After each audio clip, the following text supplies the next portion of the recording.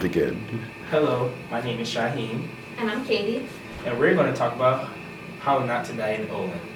So, for our project, we asked, if some horrible disease hit Olin, which is bubbled from the world, which hall would be better to be safer to live in? And for this question, we asked, who cares?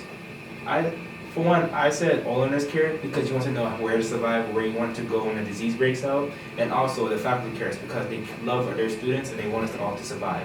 So that's the main people who care about this project. So our model is an SID, which is a variant of the SIR model. So instead of recovery, we have death because we based our project off a disease called tuberculosis, which have a long incubation period. So for that disease, when a student is infected, when the disease is done incubating and it's like active and within the student, they become infected, but when they recover, it goes back into susceptible because it could still catch the disease, or it goes into death, so which means they die. So, and this is how we showed the survival, infected, and the death rates, and how we came to like the conclusion of the graphs.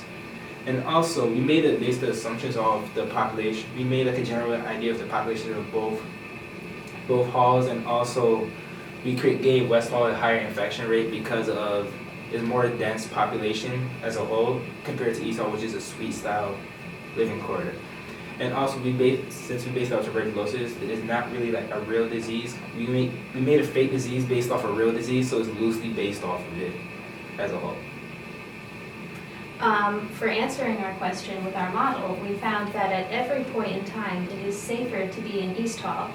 The blue lines on the graphs are the living and healthy parts of the population, and the slope of the blue line in West Hall decreases much more sharply than the line of East Hall because the East Hallers don't get sick as frequently and more of them survive overall compared to West Hall. So at no point in time do you want to be living in West Hall. The limitations of our model are that our disease isn't real, so we based it off of tuberculosis loosely, but there's no way to actually prove this with a real disease. There wouldn't be, even if it were a real disease, because we can't put two buildings of kids in a bubble and just let them get sick. And we estimated the infection rates based on our population densities, but we would have to be much more specific to be perfectly accurate, like which individual will have what hygiene and what habits. So there are a few limitations to our model.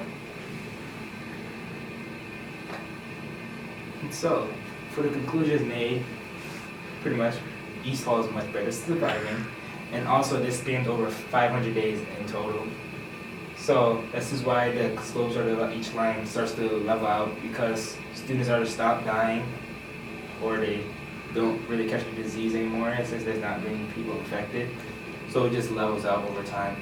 And so we also have very limited coding skills, so this may not be the most exact of models, but it's a very accurate one based off could we based it off of like we said, the SIR model, so pretty accurate. So yeah, thank you.